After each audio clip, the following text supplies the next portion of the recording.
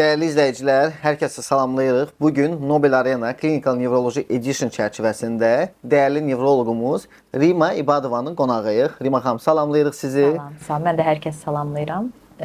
İzləyicilərimizi salamlayıram. Təşəkkür eləyirik, çox sağ olun. Bugün biz bilirsiniz, Nobel Arena layihəsi çərçivəsində artıq bir neçə müddət ki, bu layihəni icra etməyə başlamışıq. Burada məqsəd nədir bu layihənin icra olunmasında? Yəni tibbi maarifləndirmədir. Biz həkimlərimizi narahat edən, bölgələrdən olan sualları toplayırıq, sonra onları belə sizin kimi dəyərli həkimlərimizə ünvanlamaya çalışırıq. Təşəkkür edirəm Rima xanım sizə. Layihəmiz haqqında artıq mən sizə məlumat verdim. Təşəkkür edirəm ki, siz də layihəyə dəstək göstərirsiniz. Suallarımızı cevablamağa kömək edəcəksiniz. İlk öncə suallara başlamadan öncə daha doğrusu nəyə sual vermək istədim? Tiklər və Turet sindromu var, biz bilirik. Bunları çox vaxt qarışıq salınır. Məsələn, tik nədir, Turet sindromu nədir və ya bunları bir-birinə necə aid etmək olar? Əslində seçdiyiniz mövzuya görə və dəvətinizə görə mən təşəkkür edirəm. Əslində sıx gündəlik praktikamızda tiklərlə pasiyent görürük. Bu həm kiçik yaş qrupu, yəni 5 yaşa qədər olan uşaqlarda və məktəblilərdə çox sıx-sıx gördüyümüz bir problemdir. Ona görə aktualdır deyə düşünürəm bu məsələ. Tik və Turet sindromunun ayrımına gəldikdə, tiklər daha çox bizim günlük gördüyümüz tiklər bəsit motor və ya bəsit vokal tiklər şəklində, yəni hər iki formada göz qırpma, burun çəkmə, nə bilim çiyin atma, əl atma və s. hərəkətlər şəklində və yaxud da ki, səs çıxarma, bəsit vokal tiklər. Amma əgər Turet sindromundan söhbət gedirsə, bu daha mürəkkəb, yəni 2 motor və 1 vokal tik bir yerdədirsə, yəni 3 və daha çox hətta tiklərin bərabər olması və bu tiklərin müddət olaraq minimum 6 aydan uzun sürə davam etməsi varsa, burada artıq biz Turet sindromu düşünə bilərik. Turet sindromu deyəndə, pasiyentə bu diaqnozda qoyanda bəzən ailələr daha tədirgin olurlar, daha təşvişli olurlar. Amma əslində Turet sindromu da tikin daha mürəkkəb və daha biraz ağırlaşmış forması kimi nəzərimizdə tutulur. Amma müalicə istiqaməti, müalicə strategiyası, pasiyentə yanaşmamız aşağı-yuxarı düzdür. Turet sindromunda biraz daha çətin olur tiklərin korreksiyası deyək. Amma demək olar ki, protokollar eyni gedir burada müalicədə. Təşəkkür edirəm Rima xanım. Çox gözəl izah elədiniz həqiqətən də bizə bunu. Bəli, artıq ilk sualıma keçid eləmək istəyirəm Rima xanım. Sizin də icazənizlə təbii ki. Klinik praktikada tiklərlə müraciət edən pasiyentlərdə sizi müalicəyə başlamağa ən çox nə vadar edir? Mən əslində klinik praktikada tiklərlə dediyim kimi sıx-sıx pasiyent görürük. Təbii ki, hər pasiyentə dərman müalicəsi vermərik. Burada pasiyent qrupu seçərkən biz əsas baxırıq ki, bu tiklərin şiddəti nə qədərdir, neçə müddət başlayıb, davam etmə müddəti və birinin digərinə keçmə müddəti qısadırsa, yəni pasiyent gəlib deyirsə ki, doktor tik başlayıb və artıq 1 həftə 10 gündür başlayıb, amma ciddi şiddətlənmə görürüksə, başqa komorbid problemlər, yəni pasiyentdə başqa bir problem və yanaşı tik varsa, məsələn, davranış pozuntusu, diqqət eksikliyi, hiperaktivlik pozuntusu və s. problemlərin yanında biz tikləri görürüksə şiddətli və yaxud da ki, az öncə dediyimiz kimi tikin müddəti uzun dönəmli və bir neçə tik bir arada, yəni burada Turet sindromundan söhbət gedirsə, o zaman biz dərman müalicəsinə başlayırıq. Amma əgər sadə, bəsit tiklərlə, xüsusən 5 yaşa qədər gələn uşaqlar olur bəzən ki, doktor, uşaqda 2-3 həftə olar ki, göz qırpma başlayıb və ya burun çəkmə başlayıb. 5 yaşa qədər uşaqlarda bu emosional fona bağlı olaraq sıx-sıx biz belə bəsit tikləri görə bilirik və müalicə verməsək də müəyyən bir müddət ərzində biz bu müddəti 1-3 ay arası götürürük ki, o müddət ərzində pasiyentin günlük həyat rejiminə diqqət etməklə, məsələn, yuxu şəraitidir, qidalanmasıdır, monitorun məhdudlaşdırılmasıdır. Əgər hər hansı bir qorxu, həyəcan, təşviş keçirilmişsə, bunun psixoloq tərəfindən korreksiyasıdır. Bu şəkildə izləyəndə bəzən dərmansız da biz tiklərin müəyyən zaman ərzində keçməyini görə bilirik. Yəni ona görə mən deyərdim ki, hər bir pasiyent fərdidir. Yanaşmamız da pasiyentdən asılı olaraq dəyişə bilər ki, bəzi pasiyentlərdə erkən müalicəyə başlayırıq, bəzi pasiyentlərdə gözləmə mövqeyini seçirik. Bu pasiyentə görə dəyişir. Aydın, təşəkkür edirəm Rima xanım. Tiklər klinik olaraq yüngül olsa belə, ailənin israrı müalicə qərarınıza təsir edirmi? Əslində bu çox maraqlı sualdır. Çünki mən düşünürəm ki, professional bir həkimin müalicə qərarına ailənin israrı təsir etməməlidir. Yəni bu təkcə tik yox, digər problemlərdən də söhbət gedir. Mən sadəcə ailəni qərar verməyə ikna etmə prosesi uzun çəkən ailələrimiz olur, belə deyim. Yəni çünki bəzən olur ki, pasiyentin müalicəyə ehtiyacı yoxdur. Amma ailə israr eləyir ki, yox, burada problem var, müalicə edək. Və yaxud da ki, əksi olur. Bəzən əksinə biz ailəni israr etməyə çalışırıq ki, sizin uşağınızın müalicəyə ehtiyacı var, amma dərman qorxusu və yaxud da ki, başqa hallarla üzləşirik ki, ailə dərman müalicəsi vermək istəmir. Yəni ona görə əslində ailə bizi ikna etmək yox, bizim ailə ilə dil tapma dönəmimiz biraz uzun çəkə bilər. Mən ailəni bəzən olur ki, müayinə müddətində elə yarım saat, 40 dəqiqəyə yaxın ailəni ona ikna etməyə çalışır. Məsələn, sizin uşağınızın müalicəyə ehtiyacı yoxdur və yaxud da ki, əksinə, sizin uşağınıza müalicə lazımdır.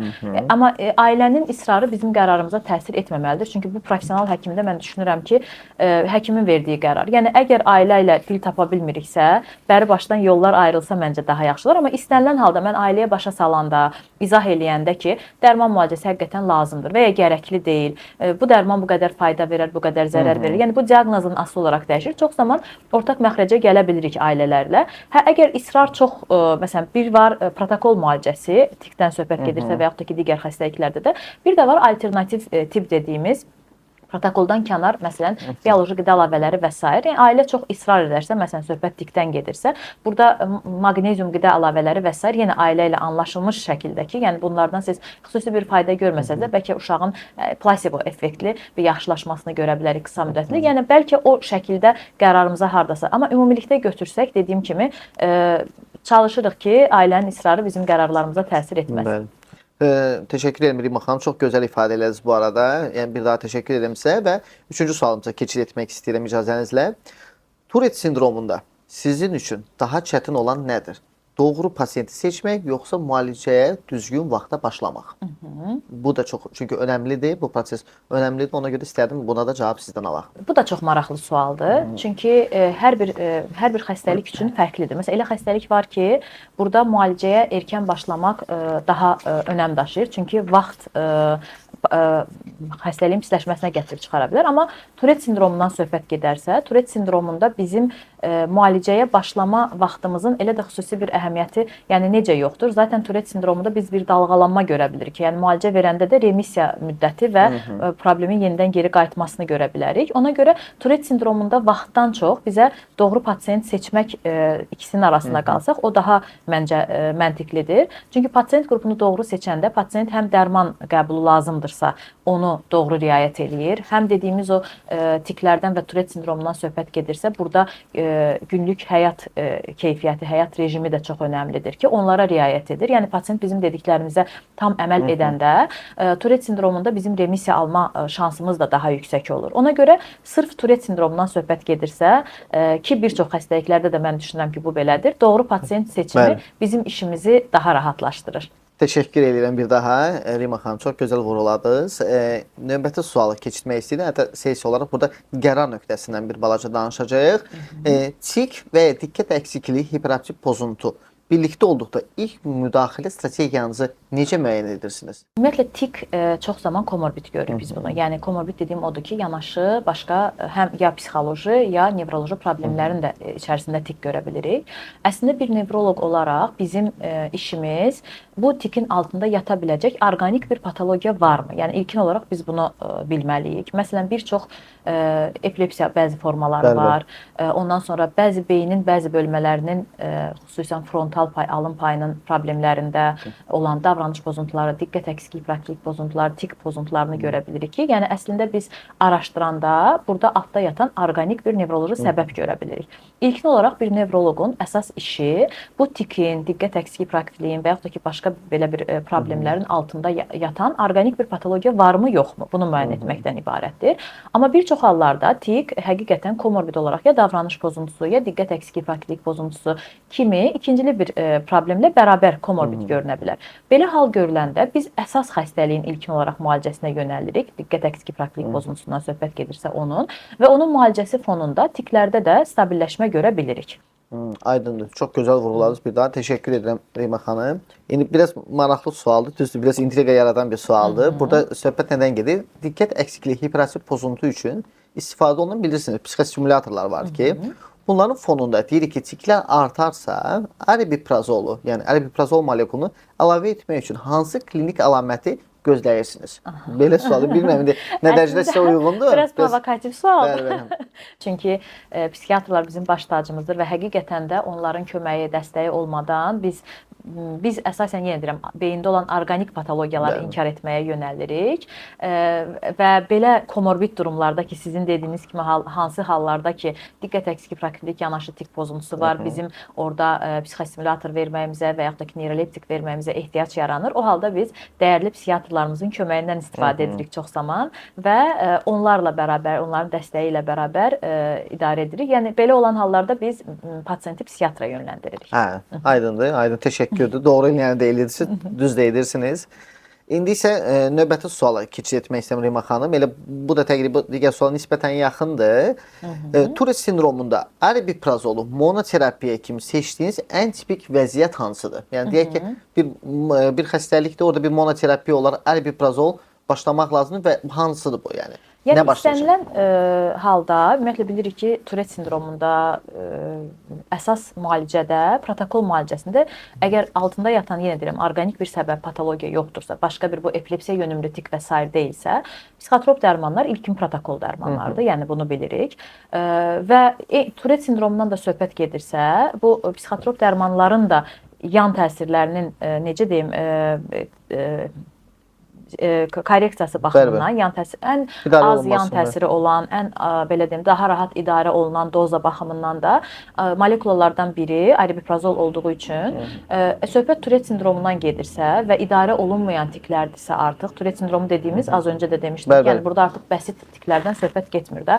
Bir neçə tikin bir arada olmasına və burada bizim pasiyenti müalicə etməyimizdə də əsas məqsədimiz pasiyentin, çünki Turet sindromu əgər yenə deyirəm altında yatan orqanik bir patologiya yoxdursa, insanın həyatına, yəni həyatı üçün risk deyil. Sadəcə həyat keyfiyyətini aşağı salan, görüntü olaraq yaxşı görünməyən, yenə deyirəm, ona görə biz müalicəni də ona əsasən seçirik, ağırlığına görə seçirik və söhbət Turet sindromundan gedirsə, artıq demək ki, ağır tiklərdən söhbət gedir və burada ilkin dərmanlardan biri, protokola da əsasən protokol dərmanlarından biri aripiprazol hesab olunur.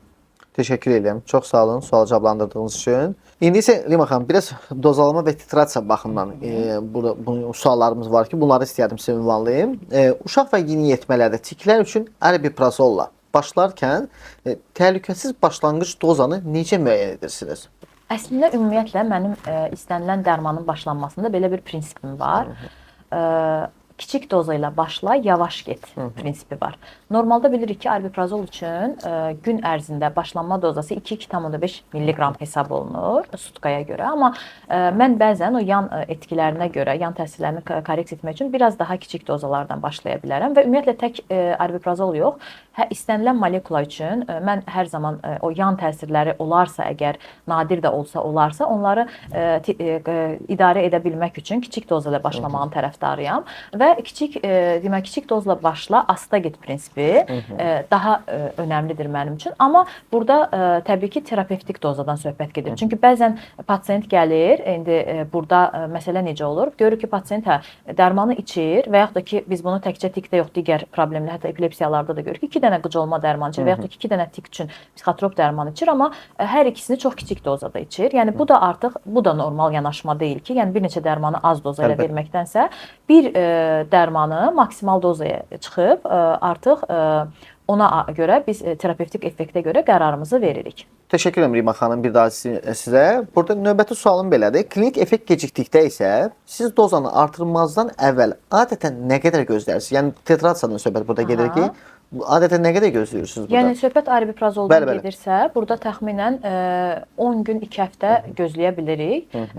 Biraz daha uzun hətta ola bilər. Yəni doza artırmaq məsələdirsə, dediyim kimi kiçik doza ilə başlamışıqsa, artırmanı 5 gün 1 həftə aralıqla edə bilərik. Amma gözləmə dönəmimiz, çünki effektivliyi görməyimiz üçün ən az 2 həftə dönəm keçməlidir. Ona görə 2-3 həftə gözləyə bilirik. Aydındır, təşəkkür. Və Rima xanım, növbəti də sual var. Elə bu da dozlama və titrasiyaya aiddir. Onu ünvanlamaq istədim. Effekt qisməndirsə, qərar nöqtəsində daha çox doza artımına, yoxsa kombinasiya müalicəsinə üstünlük verirsiniz? Bu da maraqlı suallardan biridir əslində. Aha, və az öncə azca da olsa bu suala elə bilirəm cavab Bəli, verdim. bəli. Çünki mən hər zaman monoterapiyanı, yəni minimum dərmanla, minimum dərmanın terapevtik dozası ilə maksimal terapevtik effekt əldə etməyimiz bizim üçün əsas önəm daşıyır. Hər bir xəstəlikdə mən düşünürəm ki, belədir və yaxud da ki, bəlkə mənim prinsipim belədir. Az dərman sayı ilə minimum terapevtik doza, burada terapevtik sözünü xüsusi vurğulayıram. Çünki yenə də az öncə dediyim kimi bəzən terapevtik olmayan az doza ilə başlanılır və biz effekt görmürük və pasient gəlir, düşünün ki, biz xəstələnmişik, 3 antibiotiki eyni vaxtda qəbul edirik və az doza ilə qəbul edirik. Təbii ki, burada bizim effekt görməyəcək. Yəni burada effektiv terapevtik dozadan söhbət gedir. Az doza deyəndə biraz dinləyicilərimiz çaşmasınlar. Yəni terapevtik minimal doza ilə başlayıb və təbii ki, əgər effekt görmürüksə, bu terapevtik maksimal dozaya çıxmalıyıq ilkin olaraq monoterapiyada. Əgər artıq burada biz fayda görmürüksə, artıq ondan sonra politerapiyanı və yaxud ki, ikinci, üçüncü dərmanı düşünə bilərik. Doğru. Çox gözəl, doğru vurğuladınız. Təşəkkür edirəm. Rima xanım, bəs risklər və biraz incə balans var, nöqtələri var ki, buradan da danışmaq istəyərdim. Buradan da suallarımız var. Məsələn, aripiprazol istifadəsində sizi klinik praktikada ən çox ehtiyatlandıran yan təsir hansıdır? Bunu maraqlıdır. Çünki siz bilirəm artıq çoxdan da uzun fəaliyyət göstərirsiniz nevroloq olaraq. Yəni sizin fəaliyyətdə nə kimi yan təsirlər müşahidə edilibdir? Yəni əslində neyroleptiklərin ümumiyyətlə istənilən neyroleptikin düz aripiprazol tipik olmadığı üçün atipiklərdə biz bu yan təsirləri çox görmürük. Ən çox bizi ehtiyatlandıran yan təsir neyroleptik maligen sindrom dediyimiz yan təsirdir. Şükür Allaha ki, praktikamda rastlaşmamışam. Çox şükür, inşallah heç rastlaşmarıq da. Amma belə görülən yan təsirlərdən narahat olduğumuz bu akatiziya, yəni istəmsiz hərəkət etmə istəyi, yəni daxili huzursuzluq deyirik biz buna. Akatizini görə bilirik. Ondan sonra ilkin başlanan dönəmlərdə yuxusuzluq və ya əksinə çox yuxululuq, iştaha təsiri, yəni bu metabolik yan təsirləri ki, bunları da əslində aripiprazol molekulası üçün çox nadirdir. Metabolik yan təsirlərdir və s. Bunları da kontrolda saxlayırıq. Yəni uzun dönəm qəbulu zamanı qaraciyər sınaqlarını və s. xolesterindir, bəzi testlər var ki, bunların mütəmadi doza da önəmlidir. Yəni əgər yüksək dozla biraz uzun dönəm istifadə ediriksə, onları kontrolda saxlamağa çalışırıq, bəli. Və çox gözəl və elə buradan da digər öncə verdiyim, ünvanladığım suala da bənzəyən bir sual da var. Uşaq və yeniyetmələrdə aripiprazol istifadə edərkən hansı yan təsir sizi dozanı yenidən gözdən keçirməyə məcbur edir? Yəni deyək ki, artıq təyin edirsiniz preparatı, burada bir ehtiyatlı təyin edirsiniz, amma hər hansısa bir durduq yer, bir də hər hansısa bir yan təsir çıxır, məcbur olunursunuz ki, dozanı dəyişəsiniz və azaldasınız və ya çoxaldasınız. İstənilən yan təsir bizi əslində yəni ailənin istənilən təşvişi, həyəcanı, ailənin bizə geri dönüşləri bizim üçün çox önəmlidir.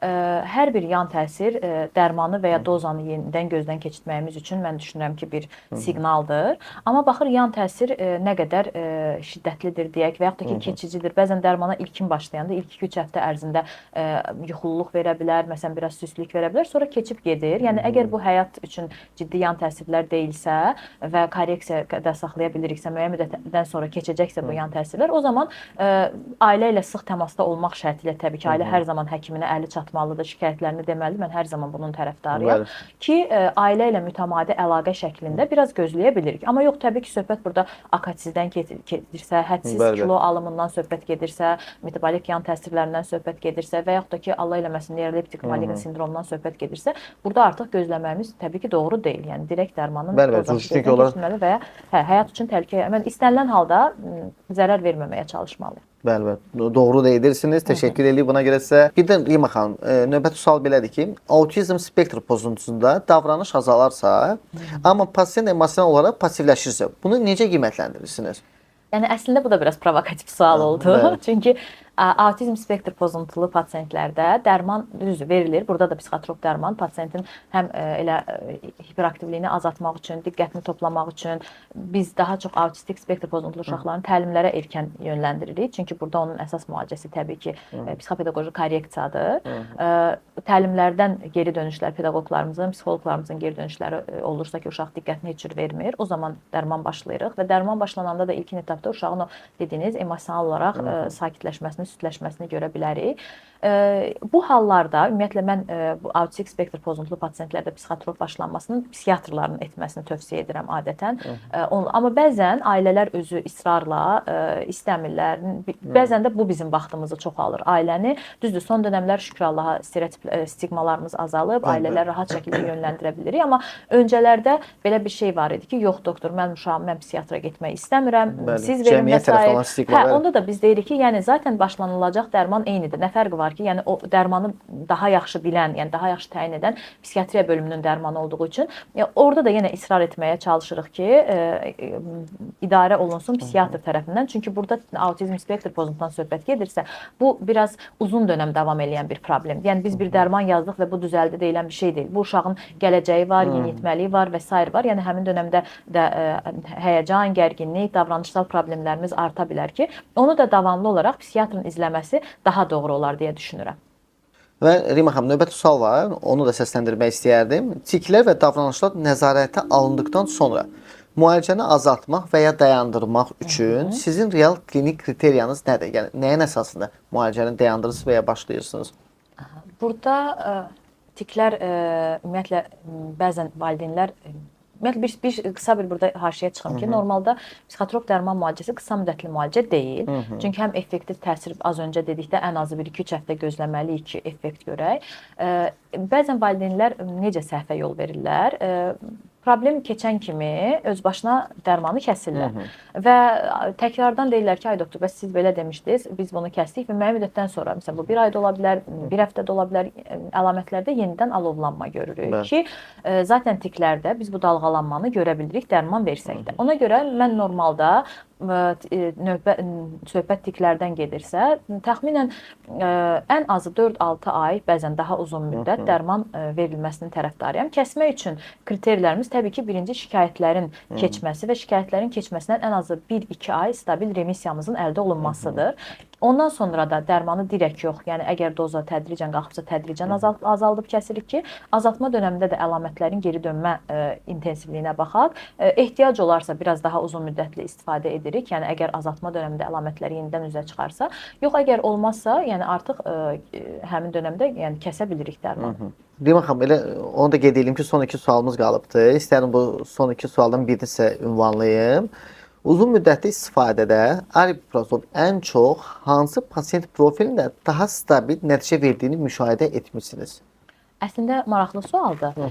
Belə deyim də, bu pasiyentə görə dəyişə bilər. Çünki tiki olan 2 pasiyentin ikisinə də eyni dozda aripiprazol başlayırıq. Bəzən birində fayda görürük, digərində görmürük. Baxmayaraq ki, dərmanın profilində tik üçün istifadəsi var. Bu biraz pasiyentə, yəni deyim, fərdi olaraq. Amma belə klinik göstəriş olaraq desək, elə diqqət əksiki hiperaktivlik pozuntularında, xüsusən hiperaktivliyin korreksiyası məqsədli, tiklərin müalicəsində, Turet sindromunun müalicəsində, davranış pozuntularında, obsessiv kompulsiv pozuntularda, takıntılar deyək də, bu halla olan problemlərdə daha sıx və stabil nəticə görə bilirik. Rima xanım, sonuncu sualımızdır. Bununla da yekunlaşdırmağa çalışacağıq bugünkü buraxılışımızı. Deməli, sonuncu sualı ünvanlayıram, siz də hazırsınız.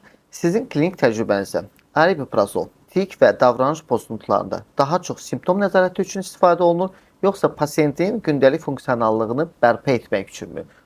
Əslində, təşəkkür edirəm ilk öncə. Çox maraqlı suallar seçmisiniz. Bu sualınız da bütün digər suallar kimi çox maraqlı idi. Çox klinik və gündəlik həqiqətən mən düşünürəm ki, izləyicilərimizə də maraqlandıran suallar oldu. İlk öncə buna görə sizə bir daha təşəkkür edirəm. Suala gəlincə, əslində tək aripiprazol yox, istənilən xəstəliyin müalicəsinə düzdür. Biz xəstəliyi simptomatik müalicə edirik. Amma bizim əsas işimiz pasiyenti müalicə edərkən pasiyentin həyat keyfiyyəti və funksionallığını bərpa etməkdir. Eyni şey də tikdən və ya Turet sindromundan söhbət gedirsə, yenə deyirəm, altında orqanik bir səbəb yoxdursa, zaten bu problem pasiyentimizin həyatına təhlükə yaratmır, həyatı riskə atmır. Amma kənardan görüntü olaraq deyim, valideyn gəlir bizə deyir ki, hə, doktor, kənardan pis görünür, uşağım səs çıxardır və yaxud da ki, hərəkətlər eləyir qeyri-iradi. Təbii ki, burada biz daha çox həyat keyfiyyətini yaxşılaşdırmaq üçün, düzdür, müalicə simptomu götürmək üçündür, amma nəticə olaraq bizim əsas işimiz həyat keyfiyyətini yaxşılaşdırmaqdır. Ona görə də həyat keyfiyyətini yaxşılaşdırmaq üçün müalicə edirik deyə düşünürəm. Hə, təşəkkür edirəm. Təşəkkür edirəm Rima xanım. Çox gözəl və sonuncu sualımızı da demək olar ki, cavabladınız və təşəkkür edirəm ki, başdan, yəni əvvəldən ta axıra qədər sualları çox gözəl və təmkinlə cavabladınız. Bunun üçün sizə xüsusi təşəkkür edirəm. Və burada bizim bugünkü buraxılışımız yekunlaşır. Tamaşaçılara, bizi izləyənlərə nə söyləmək istəyirdiniz? Mən də sizə təşəkkür edirəm bir daha. Az öncə də dedim, maraqlı suallar seçmişdiniz. Çox sağ olun. Lazımlı, yəni həqiqətən gündəlik praktikada da biz görürük də pasientlərin əsas şikayətləri nədir? Əsas şikayətlərdən biri tikdir. Ona görə düşünürəm ki, faydalı olacaq. İzləyicilərimizə də əsas sağlıq. Sağlamlıq olandan sonra hər şey öz yolunu tapır deyə düşünürəm. Onda nə deyək? Bizi izləmədə qalın. Çünki bizimlə həmişə maraqlıdır. Növbəti görüşlərdə görüşənədək. Sağ olun. Sağ olun.